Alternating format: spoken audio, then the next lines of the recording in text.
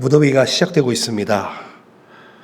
그리고 또 오늘 다음 주 어린이 여름 캠프를 위해서 또 학생들이 또 와 있습니다.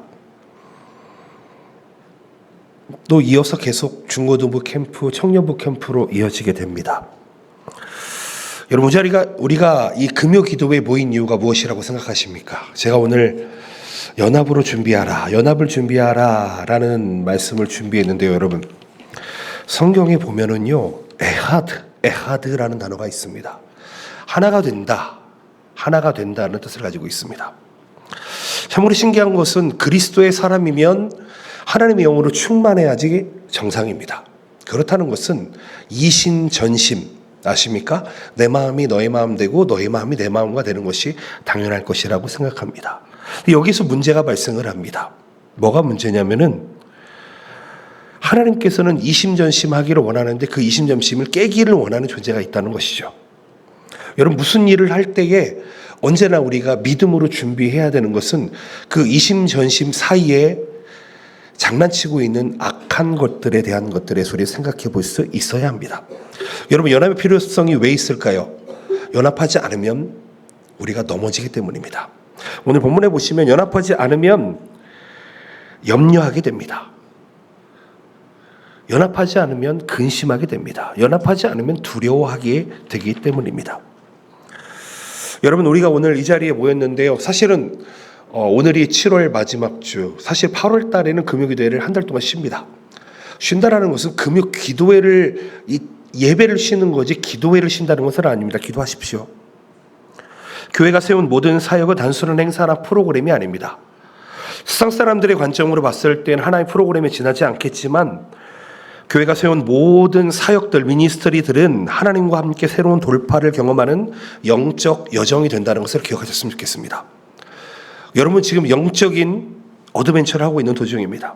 저는 오늘 말씀을 통해서 우리가 왜 모여야 하며 하나님을 향한 마음을 어떻게 헤아려야 하며 우리가 왜 먼저 기도해야 되는지를 배웠으면 좋겠습니다. 캠프 한국에서도 많이 있는 것으로 알고 있습니다. 그런데 여러분, 오해하지 않으실 것은 캠프는 일회성으로 끝나는 이벤트가 아닙니다. 한 세대가 다음 세대를 향해서 부르심을 이어가는 통로가 되어야 됩니다. 여러분, 성경 속 인물들이요, 자신만의 시대적 도전을 앞두고 기도로 응답을 받았습니다. 우리 또한 이 자리에 보면 각 부서의 리더도 있고요, 사역자도 있고, 또 참가자, 또 이 자리에는 스텝도 있고요. 여러분, 우리가 연합하기 위해서 기도할 수 있어야 된다는 것입니다. 저는 오늘 말씀을 나누기 전에 우리가 오늘 무엇을 배워야 되며 무엇을 다시 한번 점검해야 되며 무엇을 본을 보고 배우는 것이 중요한지에 대해서 이야기 나눴으면 좋겠습니다. 제가 오늘 성경의 5 인물을 소개하려고 합니다. 이 인물들이 어떠한 역경 속에서 어떠한 생각과 어떠한 가치관으로 그것을 이겨냈는지 한번 생각해 봤으면 좋겠습니다. 여러분, 느헤미야, 다니엘, 여호수아, 모세, 한나에 대해서 배워봅시다. 그리고 여러분, 이 5명의 마음이 여러분들과 합하다면은 그의 마음을 붙들고 오늘 한번 기도했으면 좋겠습니다. 각기 다른 배경 속에서 우리는 모였습니다. 각기 다른 상황 속에서 우리는 모였습니다. 그런데요, 오늘 본문을 보게 되면 각기 다른 시대와 각기 다른 상황과 배경 속에서 이 5 인물 동안 기도를 했다는 것입니다.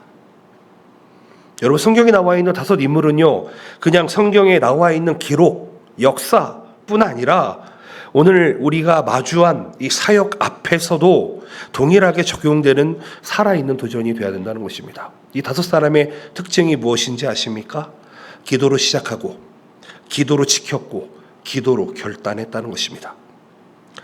여러분, 오늘 여러분들 일하기에 앞서서, 사역하기에 앞서서 여러분 기도를 무장하셨으면 좋겠습니다. 여러분, 은혜를 경험하기 위해서는 은혜를 준비해야 됩니다. 아십니까? 하나님께서는 우리에게 은혜 주시기를 원하는데 우리가 그릇을 요만큼 준비하면 이만큼밖에 받지를 못해요. 아십니까? 하나님은 엄청나게 크신 분이십니다. 줄 때 이렇게 주지 않으십니다. 그냥 폭포처럼 부어주십니다. 그럼 우리가 우리의 그릇을 얼마만큼 준비하느냐에 따라서 우리는 그것을 그만큼 받을 수 있다는 것을 기억하셨으면 좋겠습니다. 여러분, 은혜 받고 싶지 않으십니까? 아멘이시죠? 은혜가 뭐예요? 선물이에요. 은혜는 선물입니다. 기프트예요. 여러분, 하나님이 주시는 은혜를 받는 거는 두려워하지 마십시오. 사람의 선물은 거절할 수 있겠지만 하나님이 주시는 선물은 거절하지 마시고 그 흐름을, 은혜를 경험하기 원하신다면 여러분 오늘은 간절하게 한번 부르짖어 보셨으면 좋겠습니다. 특별히 청년의 때 여러분 그 가진 힘 가지고 부르짖어 보셨으면 좋겠어요. 저도 20대 때 많은 방황을 하고 20대 때 많은 결단을 했지만 지키지 못했습니다. 그런데요, 멀리 가지 않고 강대상에서 언제나 부르짖었던 기억이 떠오르게 됩니다. 여러분, 절대로 그 기도의 부르짖음이, 은혜의 부르짖음이 여러분 그냥 사라지지 않는 것을 기억하셨으면 좋겠습니다. 청년의 때에 기도를 심어보십시오. 여러분, 당연히 스펙도 쌓아야 하고요, 공부도 해야 되는 게 맞습니다. 그런데요, 그것을 주장하시는 분이 누구신지를 한번 발견해 보셨으면 좋겠습니다. 이제 각 주제로 들어가기에 앞서서 여러분 마음을 한번 가다듬었으면 좋겠습니다.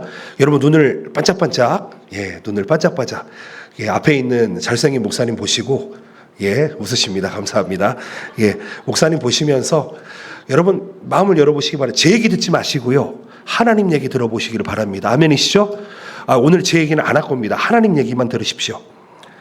우리가 마음을 가다듬고 겸손한 마음으로 한번 들어봅시다. 우리가 왜 오늘 이 시점에 이런 메시지를 들어야 되는지, 그리고 왜 이 메시지를 이 목사는 전하고 있는지. 여러분, 오늘 이 시간이 기도를 시작하고 기도를 지키면서 기도를 결단하는 그런 놀라운 시간 되기를 예수님의 이름으로 축복드립니다. 아멘. 느헤미야, 성경에 나와 있습니다. 느헤미야가 어느 시대 사람입니까?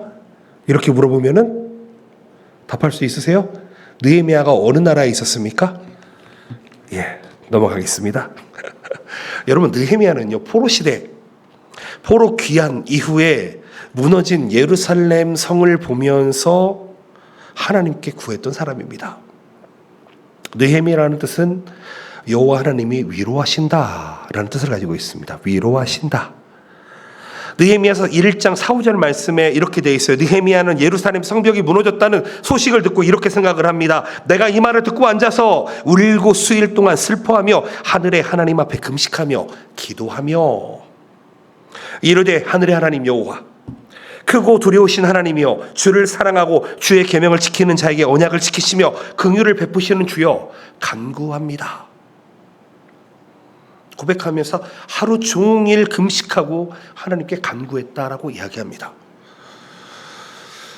여러분, 우리 동경복음교회에 성벽은 없지만 여러분 눈에 보이지 않으십니까? 우리가 세워야 될 성벽이 보이지 않으십니까?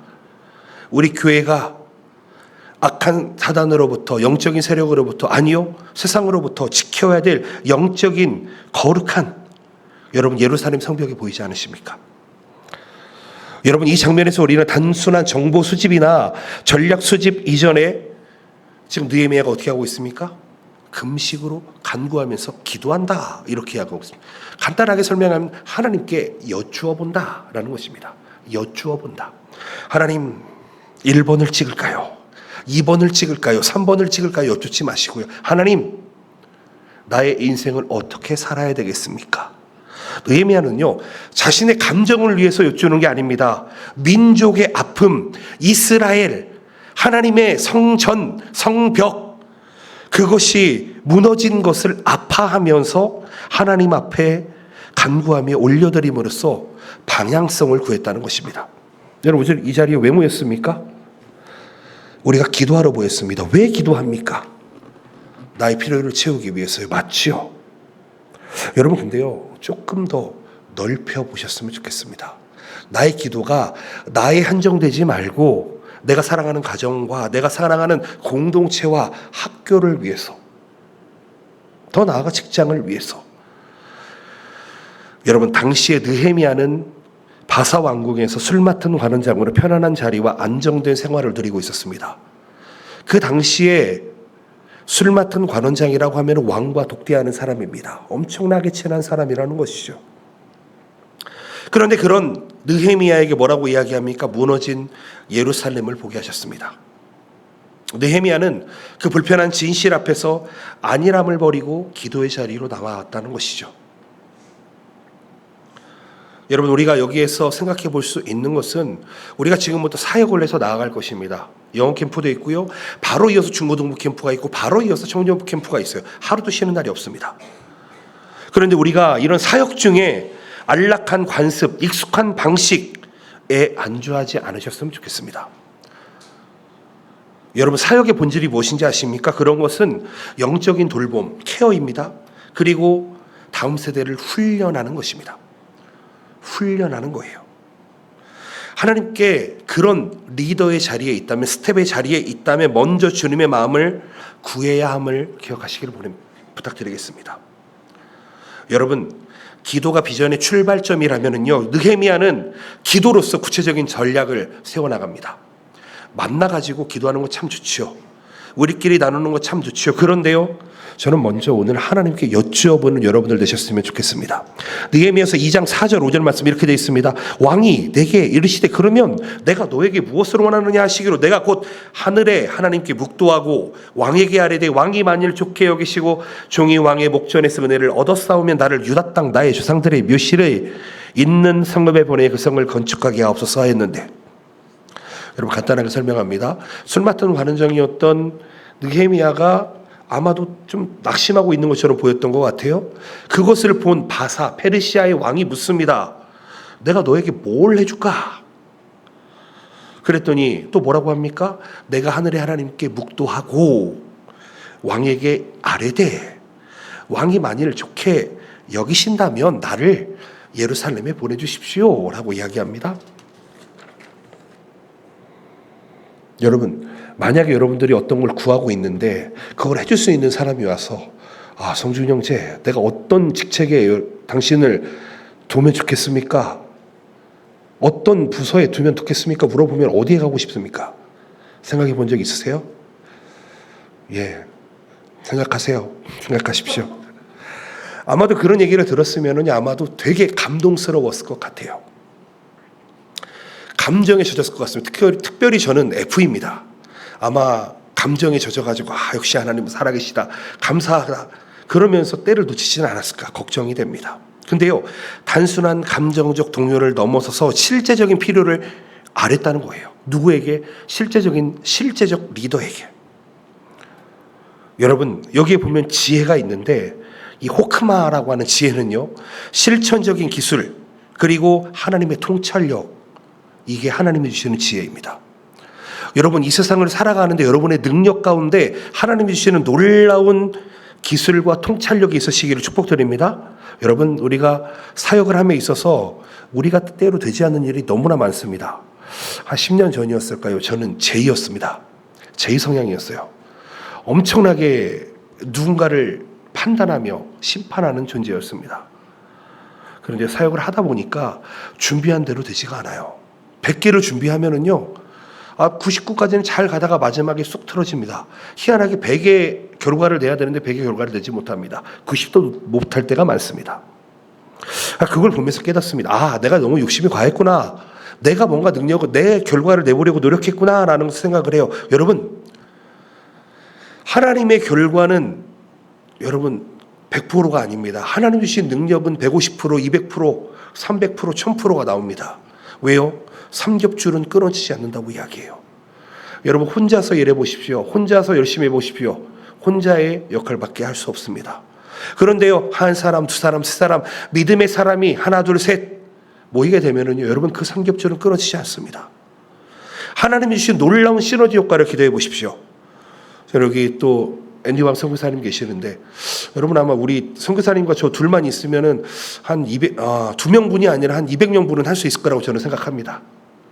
정말 그만큼 시너지가 날 수 있다고 믿고 있습니다. 사랑하는 성도 여러분, 오늘 모였습니다. 느헤미야 같이 한번 기도해 봅시다. 느헤미야는 나라를 위해서 기도한 사람이었습니다. 조금 이따 기도할 때 나라를 위해서도 기도할 텐데요, 여러분 기도해야 됩니다. 여러분이 나라가 좋든 안 좋든 여러분들은 대한민국 사람입니다. 그렇죠? 대한민국 우리 기도하셔야 돼요. 일본 땅에 살고 있는 우리는 일본 땅을 위해서도 기도해야 됩니다. 왜 그러냐면 이 땅이 축복받지 않으면은요, 큰일 나죠. 여러분, 여기 온 우리 대학생들 일본에서 지진 난다고 걱정을 그렇게 많이 했다고 합니다. 지난주에도 제가 말씀드렸잖아요. 한국에서 온 우리 선교사님이 오셨는데 비행기 값이 14만 원이었답니다. 왕복하는데 14만 원이었대요. 왜 이렇게 싸요? 그랬더니 일본에 지진 난다고 아무도 안 왔대요. 다 캔슬했다고 합니다. 여러분들, 저는 두렵지 않습니다. 2011년에 3.11 지진이 있었을 때도 방사능 뭐 우리 다 먹고 살고 있잖아요. 안 그런가요? 건강하게 먹고 살고 있습니다. 예. 여러분, 믿음으로 살아봅시다. 믿음으로 살아봅시다. 안 된다고 하지 마시고요. 여러분, 나라를 위해서 또 우리 공동체를 위해서 기도할 수 있는 저희 되셨으면 좋겠습니다. 그런 방향성이 있어야 됩니다. 느헤미야가 드린 여러분 그 기도는요, 방향성이 있는 기도였어요. 비전이 있는 기도였습니다. 흔들리지 않는 기도였습니다. 그 기도 위에 구체적인 실행이 쌓이고 이루어지는 것을 역사다라고 이야기합니다. 사랑하는 성도 여러분, 역사는 하나님이 이루어가시는 것입니다. 하나님께서 이루어가시는 것임을 믿으시기를 바랍니다. 그 역사에 쓰임받아 보시기를 축복드립니다. 아멘이시죠?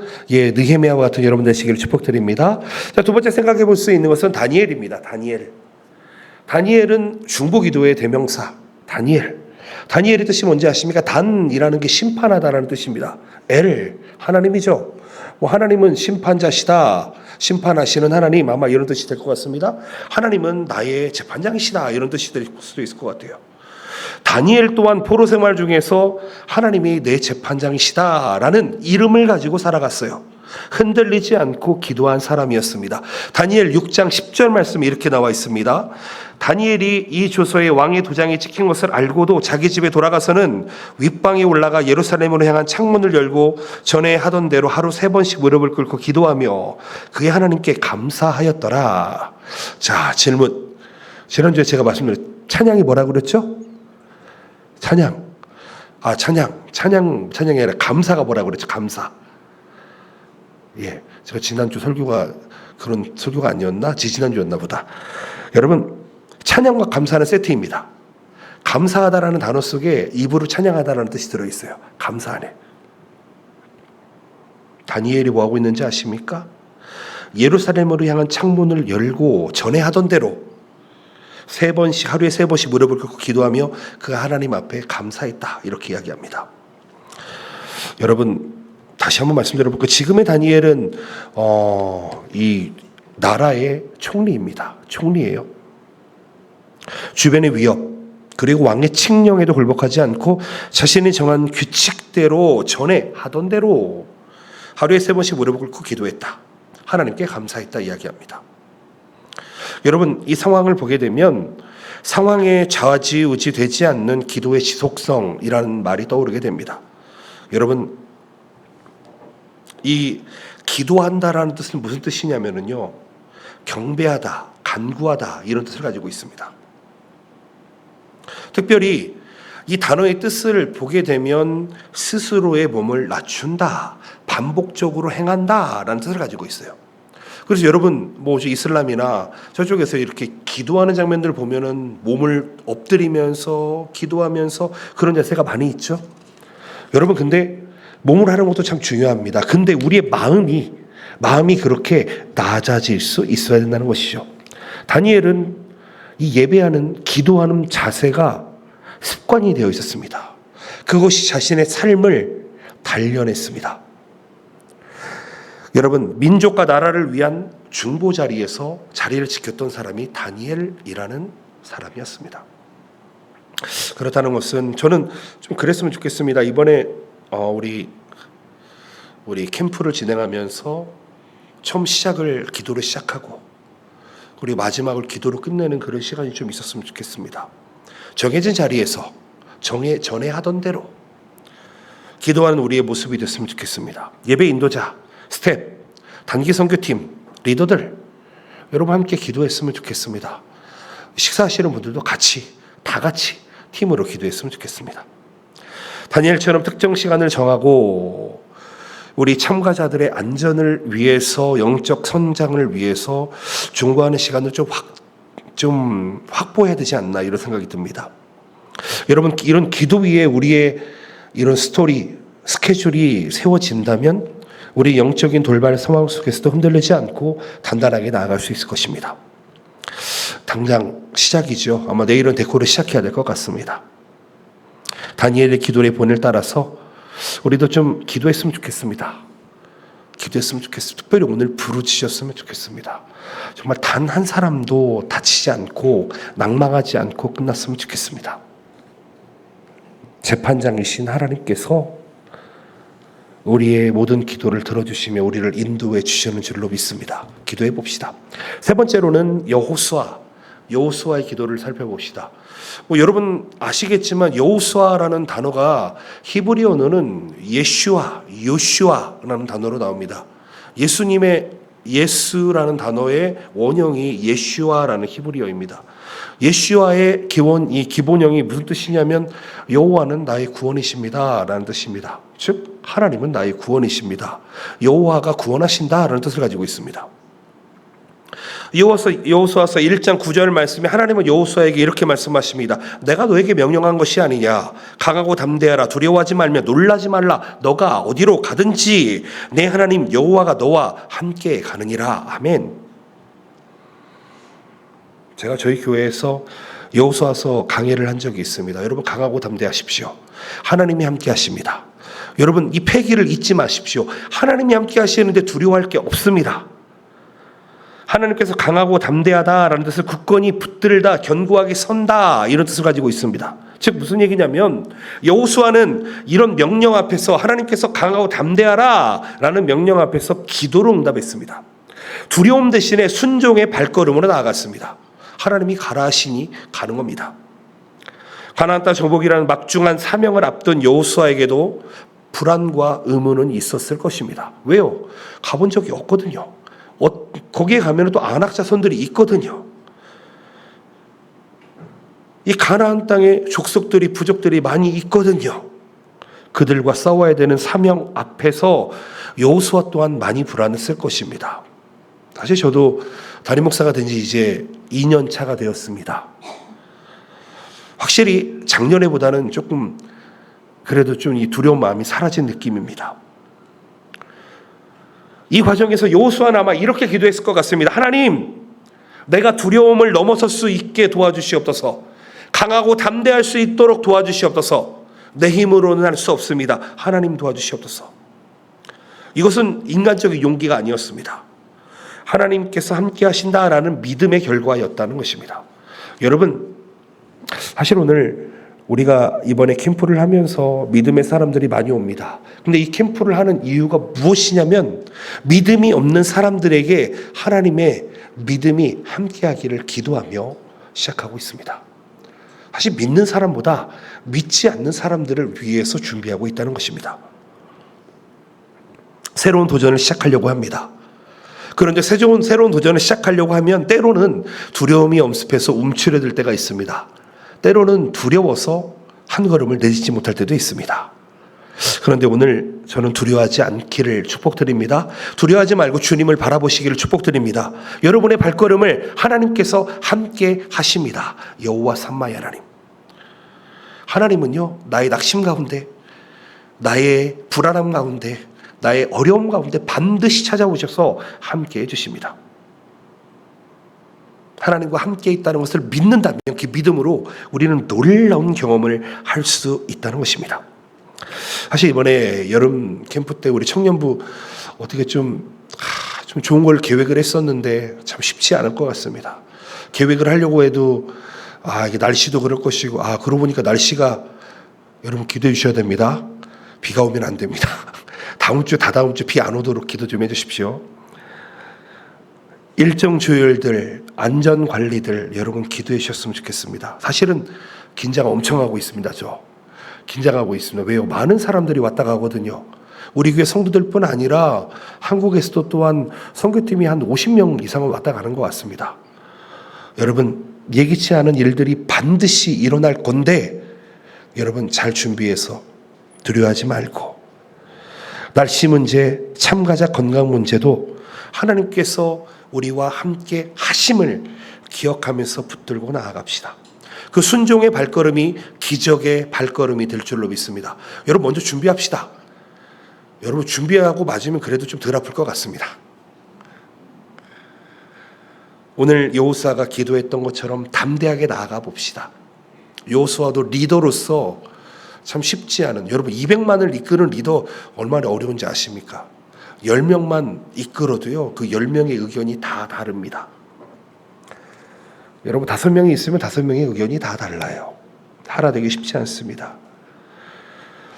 이 시간에 여호수아를 기억하면서 여호수아의 그 이름처럼 여호와 하나님께서 나의 구원자 되심을 기억하시면서 그분이 담대하라 하시니 담대하게 나아가시기를 예수님의 이름으로 축복드립니다. 네 번째로 모세에 대해 생각해 봅시다. 여러분 오늘 등장인물의 이름만 여러분 잘 머릿속에 집어두셔도 성경 읽을 때 정말 도움이 많이 되실 것입니다. 모세가 무슨 뜻인지 아십니까? 간단합니다. 물에서 건졌다라는 뜻입니다. 모세가 누구죠? 당시에 이집트에 이런 일이 있었습니다. 왕이 아이가 태어나면은 남자아이는 다 죽여라 라는 보고를 하게 되죠. 왜요? 이집트에 있었던 많은 이 노예의 자식들이 번성하는 걸 원하지 않았기 때문입니다. 그래서 남자아이를 태어나면 무조건 죽여라 라고 했는데 모세의 어머니가 어떻게 했죠? 태어났는데 참아 죽일 수가 없어서 그를 잘 키우다가 젖을 먹이다가 어쩔 수 없이 작전을 짰죠. 그러면서 나일강에 흘려보냅니다. 이 바구니에다가 흘려보냅니다. 모세를. 근데 모세의 이름이 뭐라고요? 건져 올렸다라는 뜻이 있어요. 나일강에서 목욕을 하고 있던 공주가 모세를 건져 올렸다라는 것입니다. 근데 건져 올리다라는 뜻이 무슨 뜻을 가지고 있는지 아십니까? 구원자다라는 뜻을 가지고 있습니다. 즉 모세 또한 예수님의 그림자로서 예수님의 그 역할을 그림자로 보여주는 사람이었죠. 여러 가지 스토리가 있겠지만 홍해 위기 속에서 이스라엘을 물에서 건져낸 구원자시며 백성을 끝까지 위해 중보한 중보의 대명사, 그가 바로 모세다라는 것입니다. 모세는 이스라엘 백성이 가나안 진입을 두려워하고 반역할 때에 그들의 죄악에도 불구하고 하나님께 간절히 중보했습니다. 민수기 14장 13절 14절 이후로 말씀을 좀 볼까요? 모세가 여호와께 여짜오되 애굽인 중에서 주의 능력으로 이 백성을 인도하여 내셨거늘 그리하시면 그들이 듣고 이 땅 거주민에게 전하리이다. 주 여호와께서 이 백성 중에 계심을 그들도 들었으니 곧 주 여호와께서 대면하여 보이시며 주의 구름이 그들 위에 섰으며 주께서 낮에는 구름 기둥 가운데에서 밤에는 불 기둥 가운데에서 그들 앞에 행하시는 것이니이다. 이제 주께서 이 백성이 하나같이 죽으시면 주의 명성을 들은 여러 나라가 말하여 이르기를 여호와가 이 백성에게 주기로 맹세한 땅에 인도할 능력이 없었으므로 광야에서 죽였다 하리이다. 이제 구하옵나니 이미 말씀하신 대로 주의 권능을 나타내옵소서. 이르시기를 여호와는 노하기를 더디하시고 인자가 많아 죄악과 허물을 사하시나 형벌받을 자는 결단코 사하지 아니하시고 아버지의 죄악을 자식에게 갚아 3, 4대까지 이르게 하리라 하셨나이다. 구하옵나니 주의 인자의 광대하심을 따라 이 백성의 죄악을 사하시되 애굽에서부터 지금까지 이 백성을 사하신 것 같이 사하시옵소서. 아멘. 이게 무슨 얘기냐면요, 이스라엘 백성들이 출애굽을 했습니다. 애굽은 이집트예요. 이집트에서 나왔다는 겁니다. 나왔어요. 200만 명이 나왔어요. 근데 이들이 나와서 믿음의 행진을 했으면 정말 좋았을 건데 하나님께 반역합니다. 나를 다시 이집트로 보내달라. 이집트에서 나왔는데 나를 다시 보내달라.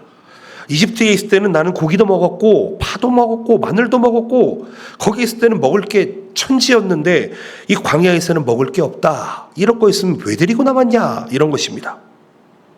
그랬더니 하나님께서 그들을 어떻게 하셨겠습니까? 벌하시려고 하실 때에 지금 모세가 와서 하나님 그러시면 안 됩니다 라고 기도하고 있는 것입니다. 여러분 우리가 뭔가를 할 때 보면은요 좀 삐뚤어질 때가 있어요. 하나님 앞에 실수할 때가 있습니다. 그런데 여러분 우리가 좀 생각을 해야 돼요. 모세는 어떤 사람이었냐면은 이스라엘 백성들이 죄를 지었을 때 하나님 이들을 구원해 주시옵소서, 이들의 죄를 씻어 주시옵소서, 이렇게 이야기하고 있어요. 하나님 죄를 자백합니다. 덮어주시옵소서 이야기하고 있습니다. 여러분 성경에 긍휼이라는 단어가 많이 나옵니다. 나중에 긍휼이라는 단어를 꼭 여러분 세하려 보십시오. 얼마나 많이 나오는지. 제가 설명하지 긍휼이라는 단어의 상태가 어떤 상태냐면은 산모가 태아를 품고 있는 상태. 그 상태가 긍휼입니다. 긍휼. 하나님께서 나를 긍휼히 여기신다라고 하는 것은 하나님의 품 안에 나를 품고 있다는 거예요. 여러분 잘 아셔야 됩니다. 산모는요, 이 태아에게 미해한 것들을 웬만하면 하지 않습니다. 저희 아내가 둘째 임신을 하고 나서 대상포진이 생겼어요. 여러분 대상포진 아십니까? 대상포진이 여기 가득 생겼습니다. 한쪽에. 근데 주사를 맞을 수가 없어.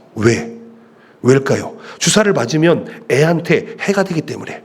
그래서 그 아픔을 참으면서 주사를 안 맞고 버텨냈어요. 여러분 대상포진 혹시 걸려보셨습니까?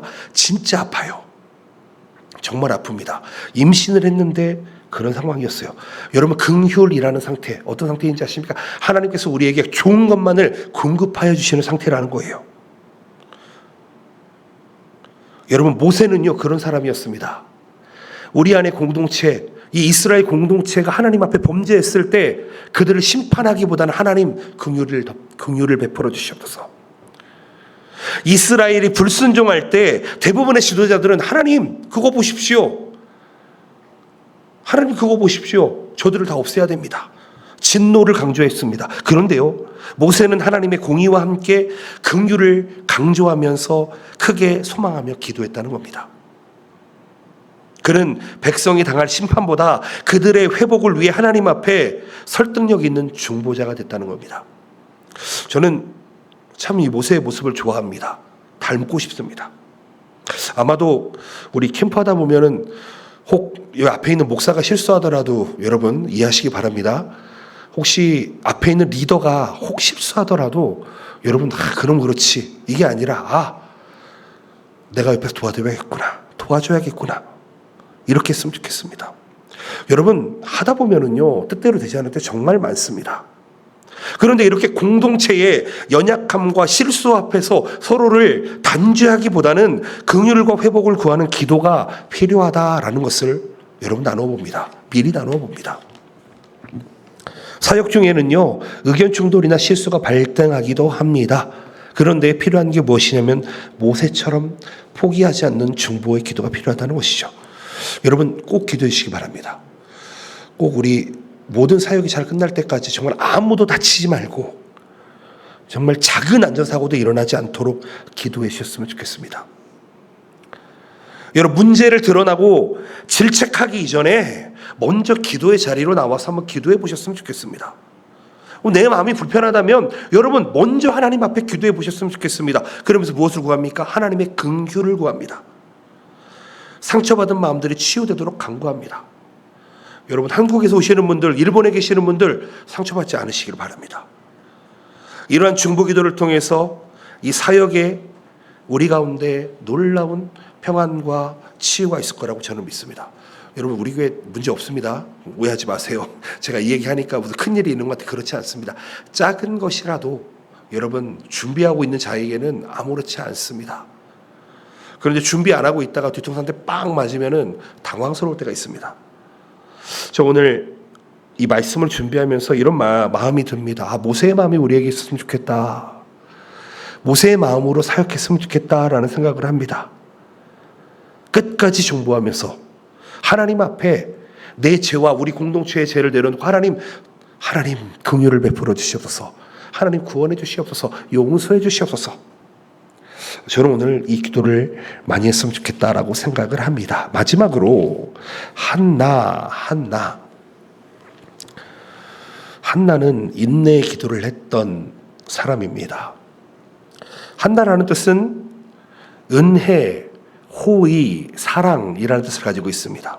여러분 잘 아시겠지만 아마 교회 다니신 분들은 한나라는 이름을 기억할 것 같습니다. 한나는 자녀를 구했는데 자녀가 잘 생기지 않았던 것 같습니다. 그래서 오히려 첩이 생기고 그 첩의 자식을 먼저 보는 상황 속에서 얼마나 답답했을지 모르겠습니다. 그런데 한나는 인내로 기도의 응답을 받은 믿음의 사람이었다는 것이죠. 사무엘상 1장 10절 12절 말씀을 보면 이렇게 되어 있습니다. 사무엘상 1장 10절 한나가 마음이 괴로워서 여호와께 기도하고 통곡하며 서원하여 이르되 만군의 여호와의 만일 주의 여종의 고통을 돌보시고 나를 기억하사 주의 여종을 잊지 아니하시고 주의 여종에게 아들을 주시면 내가 그의 평생의 그를 여호와께 드리고 삭도를 그의 머리에 대지 아니하겠나이다. 구체적인 기도 제목이 있었습니다. 자녀를 주십시오. 자녀를 주시면 하나님께 드리겠습니다. 삭도를 내지 않겠습니다. 정말 저는 이 기도가 참 무섭다라고 생각을 합니다. 저는 30살에 신학교에 처음 들어갔습니다. 그런데요, 참 재미있는 것은 제가 23살 나이 때 저희 어머니가 교회를 처음 나가셨거든요. 근데 처음 나가셔서 이렇게 기도를 하셨답니다. 하나님, 나를 구원하여 주시니 감사합니다. 내가 가진 것 2 아들밖에 없사오니 2 아들을 주님께 드리겠습니다. 저랑은 전혀 이야기가 없었던 얘기였습니다. 예. 23살 때 저는 그냥 군대 갔다 와서 이제 어떻게 먹고 살까 하던 차였습니다. 전혀 몰랐습니다. 그런 기도가 있는지 전혀 몰랐어요. 진짜 신기한 게 뭔지 아십니까? 7년 후에 저와 제 동생이 같은 날 신학교를 같이 들어갔습니다. 여러분, 어머니의 기도는 놀랍습니다. 어머니의 기도는 놀라워요, 정말. 저랑 동생 사이는 그렇게 썩 좋은 사이가 아닙니다. 왜요? 보통 동생들은 형을 별로 좋아하지 않습니다. 왜요? 피해의식이 있습니다. 왜냐면 많이 피해봤거든요. 형의 노예로서, 꼬병으로서 많이 피해를 받습니다. 저의 과거는 그랬습니다. 지금은 그렇지 않지만 옛날에는 동생을 형제같이 대했습니다. 여러분, 근데요, 지금은 제가 동생에게 한 번도 이긴 적이 없습니다. 이길 마음도 없습니다. 동생이 하자 그러면 그래 하자. 네 말이 맞다. 너가 맞아. 져줍니다. 여러분, 한나라고 하는 어머니는 자녀를 구하는데 밤낮으로 기도했습니다. 그 당시에 그 모습을 보던 선지자가 저 사람이 또 취해서 또 알코올 한 잔 들고 와가지고 여기에서 또 중언부언 하는구나 라고 생각할 정도였습니다. 그런데 한나는 하나님 앞에 어떻게 기도했냐면 자신의 마음을 숨기지 않았습니다. 그러면서 자녀를 얻으면 하나님께 드리겠습니다. 삭도도 되지 않겠습니다. 삭도를 되지 않는다는 게 무슨 뜻이냐면은 이스라엘의 이 과거에 이 당시에는요, 이 사사들이 있었죠. 사사들은 삭도를 되지 않습니다. 왜요? 하나님의 것으로 구별되었기 때문이었습니다. 하나님께 서원했습니다. 한나의 기도에 담긴 절실함과 절박함을 잘 보여줍니다. 제가 이 말씀을 왜 드리냐면은 여러분, 한나의 기도가 여러분들에게 있어야 돼요. 왜 그러냐면 우리는 다 다른 비전을 가지고 있어요. 궁극적으로는 하나님의 나라를 위한 비전이겠지만 하나님께서 우리에게 원하시는 바는 다 달라요. 어떤 사람은 목사로, 어떤 사람들은 법사, 판사로, 검사로, 재판관으로, 어떤 사람들은 어떤 일을 하는 사람으로, 어떤 사람은 이 일을 하는 사람으로 하나님께서 우리에게 주신 모든 건 다르다는 겁니다. 근데요, 우리의 길을 위해서 준비하시는 어머니 아버지의 기도가 있고 주변의 기도가 있고 중보가 기도가 있다는 것이죠. 한나는 자신의 남편인 엘가나의 다른 아내인 분인나의 조롱과 주변의 수군거림 속에서도 흔들리지 않았습니다. 그녀는 정말 창문도 없는 성소 안에서 하나님만 바라봤습니다. 그렇다는 것은 하나님만을 바라볼 수 있는 자세가 참 필요하다는 것입니다. 한나는 기도의 자리에서 외부의 모든 소음을 끊고 하나님의 음성에 귀 기울이기를 원했습니다. 기도의 응답을 기다리는 한나의 인내. 여러분, 그 인내를 통해서 한나의 믿음이 성장되어졌습니다. 아마 군대 갔다 온 사람은 알 것 같습니다. 여러분, 시간이 흐르면은요, 이등병도 일병이 됩니다. 그렇죠? 일병도 곧 있으면 상병이 될 거고, 상병도 곧 있으면 병장이 돼요. 군생활은 누구나 다 할 수 있는 겁니다. 근데 이등병이 들어가면은 참 막막하고 보이지 않을 수도 있습니다.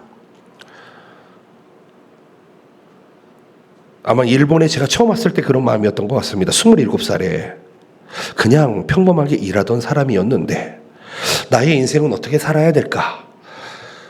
나는 결혼이나 할 수 있을까? 나는 아이나 낳을 수 있을까? 그냥 걱정 많았습니다. 정말 걱정 많았습니다. 그런데 한 가지만 기다렸던 것 같습니다. 배우자에 대한 기도도 정말 많이 했습니다. 18살 때부터 했으니까 31살에 그게 이루어졌으면 한 13년은 했던 것 같습니다. 여러분은 어떠십니까? 어떤 인내의 기도를 가지고 계십니까? 무엇을 위해 인내하고 계십니까? 아니요. 인내를 하지 못하는 건 혹시 아니십니까? 여러분, 인내는요, 참 감사한 일이 일어나게 만드는 그런 지름길인 것 같습니다. 여러분, 저는 인내의 열매를 참 많이 얻은 사람 중에 한 사람입니다. 참 신기한 것은 하나님께서 인내하게 하셨고 하나님께서 이루어 주신 것들이 정말 많습니다. 제가 세상 사람들처럼 저도 한번 막 화내고 나도 그럴 수 있죠. 근데요, 여러분, 우리가 인생을 살다 보면 깨닫는 게 있습니다. 그게 뭐냐면요, 인내할 때 주어지는 상이 참 크다는 것입니다. 내가 누군가를 품고 누군가를 위해 기도해 준다는 게 얼마나 큰 일인지를 깨닫게 된다는 것입니다. 여러분, 한나는요, 사무엘을 낳았을 뿐만 아니라 사무엘이 자랄 수 있도록 여러분 계속해서 중보한 사람이 한나입니다. 여러분 기억하셔야 됩니다. 자식을 위해 기도하지 않는 부모님은 없습니다. 아마도 그럴 것입니다.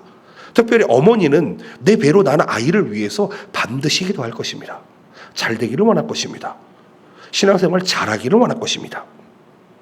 아마도 성숙해지기를 원할 것입니다. 하나님은 그 한나의 기도에, 그 인내에 하나님께서 반응하십니다. 그리고 사무엘이라고 하는 아들을 주시게 됩니다. 제가 오늘 간단하게 설명을 하지만은 여러분들의 이 이성 속에, 여러분들의 지식 속에 오늘 말씀이 깨달아지시기를 축복드립니다.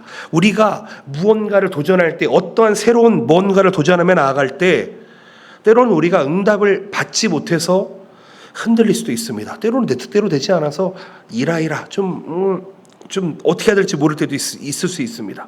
그런데요, 여러분, 한나와 같이 기도해 봅시다. 한나와 같이 기도해 봅시다. 인내해 봅시다. 남들이 나를 공격하고 나를 비난하고 나를 조롱해도 여러분 기도해 봅시다. 그 기도로부터 우리의 사역이 시작된다면요, 사역뿐만 아니라 그 기도로부터 나의 직업, 그 기도로부터 나의 학업, 그 기도로부터 나의 결혼, 그 기도로부터 나의 부부생활, 공동체 생활, 가족, 그 기도로부터 자녀를 낳고 기도로부터 공동체 생활을 한다면은요, 여러분, 우리의 공동체는 정말 행복하고 정말 하나님의 은혜가 넘치는 공동체가 될 수 있을 거라고 저는 믿고 있습니다. 저는 그런 공동체를 만들어 나가고 싶습니다. 그런 공동체가 우리 교회가 되었으면 좋겠습니다. 우리 동교복음교회가 100주년의 역사를 넘어서 이제 101주년으로 살아가고 있지만 여러분, 더 큰 역사를 만들어낼 수 있는 교회가 되었으면 좋겠습니다. 여러분, 할 수 있습니다. 왜요? 기도하면 되니까요. 기도하면 이루어지는 줄로 믿습니다. 아멘이십니까? 여러분, 기도합시다. 기도합시다. 믿음으로 기도해 봅시다. 간절히 기도해 봅시다. 끊임없이 인내로 기도해 봅시다. 특별히 우리 사역을 시작하는데 여러분, 오늘 정말 간절히 기도해 주셨으면 좋겠습니다. 정말 제가 제 입으로 얘기할 줄은 좀 그렇지만은 정말 한 일주일 전에 혈뇨가 나오더라고요. 무슨 몸에 병도 있는 것도 아니고 혈뇨가 나와서 저 너무 깜짝 놀랐습니다. 긴장을 내가 많이 하고 있구나. 정말 내가 스트레스를 많이 받고 있구나. 근데 잘 될 거라고 믿습니다. 왜요? 하나님이 일하시니까요. 아멘이시죠? 아멘이시죠? 잘 될 겁니다. 그리고 여러분들이 도와주십시오. 도와달라는 게 돈 달라는 게 아닙니다. 여러분, 기도해 주십시오. 일하는 사람들이 그 각자의 정말 최적의 장소에서 일해서 정말 최고의 시너지가 날 수 있도록 느헤미야처럼 위로의 하나님이 우리를 위로해 주실 줄 믿습니다. 다니엘, 하나님이 우리의 심판장 되시고 재판장 되실 줄로 믿습니다. 여호수아처럼 하나님이 우리의 구원자 되실 줄로 믿습니다. 모세처럼 하나님께서 우리를 건져내 주실 줄로 믿습니다. 한나처럼 우리를 은혜와 사랑 속에서 품어 주실 줄로 믿습니다. 방향성을 위해서 기도합시다. 중보기도 합시다. 순종을 위해서 기도합시다. 간절과 인내를 가지고 기도합시다. 좀 여러분, 저는 인생을 살면서 가장 어떤 순간을 터닝포인트로 생각하냐면 저는 저희 아내를 만났을 때를 생각을 합니다. 저는요 되게 포장을 잘하는 사람이었습니다. 여기에서는 이런 말을 하고 저쪽에서 저런 말을 하고 때로는 거짓말쟁이로 살았던 것 같습니다. 약하니까 그 약함을 어떻게든 포장해서 강하게 보이려고 살았던 것 같습니다. 그런데요 이런 얘기를 들었습니다. 여러분, 선한 거짓말이 있다고 믿으십니까? 거짓말은 거짓말입니다 라고 저희 아내가 저한테 그랬습니다.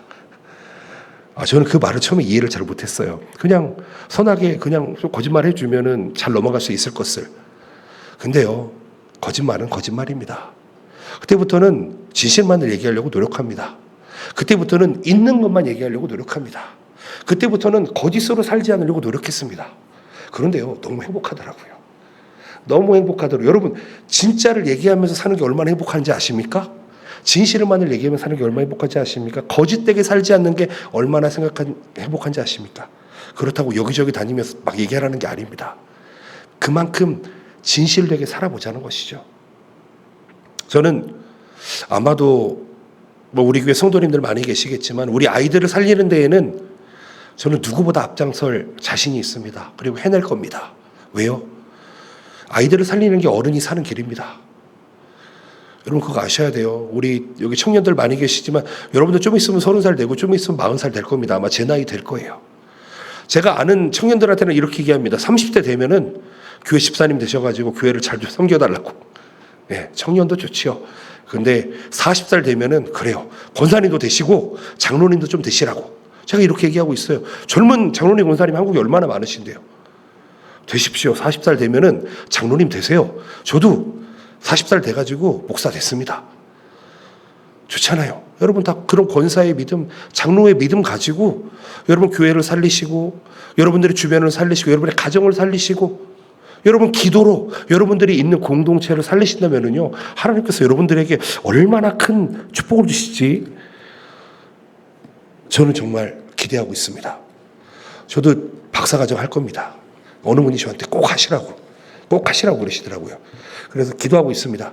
제가 꼭 공부 열심히 해가지고 박사가 꼭 되는 날이 얘기해버렸으니까 나중에는 될지 모르겠습니다. 한 10년 있다 될지 모르겠네. 여러분 기도해 주십시오. 저도 지금 이 자리에 멈추지 않고 한 걸음 한 걸음 걸어갈 겁니다. 같이 성장합시다. 같이 나아갑시다. 욕심 부리지 말고요. 여러분 내가 뭔가 대단한 것이 되기 위해서 욕심 부리는 게 아니고 여러분 주변 사람들을 필요를 채워주게 하면 기도해 보십시오. 여기 왜 왔습니까? 우리 교회 오는 우리 아이들 가르치려고 왔잖아요. 아무 생각 마시고 그냥 하나님 주신 마음 가지고 여러분 한번 잘 베풀어 보세요. 진짜 재밌는 게 뭔지 아세요? 내가 나를 채우려고 하면은 안 채워집니다. 정말 안 채워집니다. 근데요 하나님의 것들을 하게 되면은요 희한하게 채워져요. 하나님의 축복이 함께합니다. 하나님의 사람이 함께합니다. 하나님의 관계가 함께합니다. 하나님이 함께합니다. 두려워하지 마시고 강하고 담대하게 나아가시는 여러분들의 시기를 예수님의 이름으로 축복드립니다. 느헤미야처럼 비전을 품고 기도합시다. 다니엘처럼 규칙적으로 기도하며 나아갑시다. 여호수아처럼 두려움 없이 나아갑시다. 모세처럼 이 공동체의 연약함을 품고 나아갑시다. 그리고 한나처럼 응답될 것을 인내하며 기도하며 나아갑시다. 여러분 이게 이번 캠프뿐만 아니라 여러분들의 삶의 디폴트가 됐으면 좋겠어요. 이게 기본값이 됐으면 좋겠어요. 여러분 이런 기본값이 있는 사람은요 세상 사람과 달라요. 다르다고요.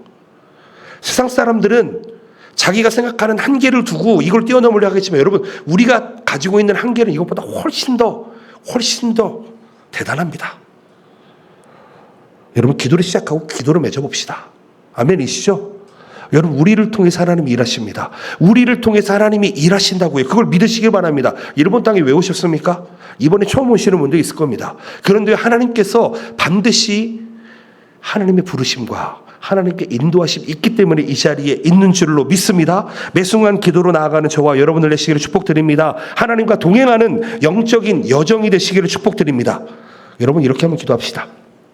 오늘 말씀 기억하시면서 여러 개 좀 기도했으면 좋겠습니다. 여러분 나를 이 자리에 보내주셨다면 하나님이 어떤 모습이든 저를 사용하여 주시옵소서. 인스트루먼트 하나님의 도구로 사용해 주시옵소서. 하나님 이 교회에 있는 동안만이라도 이 기간만이라도 하나님 기도하게 도와주시옵소서. 하나님 순종하게 하여 주시옵소서. 말씀으로 나아가게 하여 주시옵소서. 그리고 내가 있는 이 공동체의 비전을 이루기 위한 우리 되게 도와주시옵소서. 우리 주여 한번 부르시면서 한번 기도하며 나아갈까요? 오늘 말씀을 기억하시면서 하나님 느헤미야처럼 다니엘처럼 모세처럼 여호수아처럼 하나님 한나처럼 우리의 인생의 기도의 인생이 되게 도와주시옵소서. 기도로 시작하며 하나님 기도로 준비하며 기도로 결단하는 우리 되게 도와주시옵소서. 주여 한번 부르며 기도에 나아가시겠습니다. 기도합니다.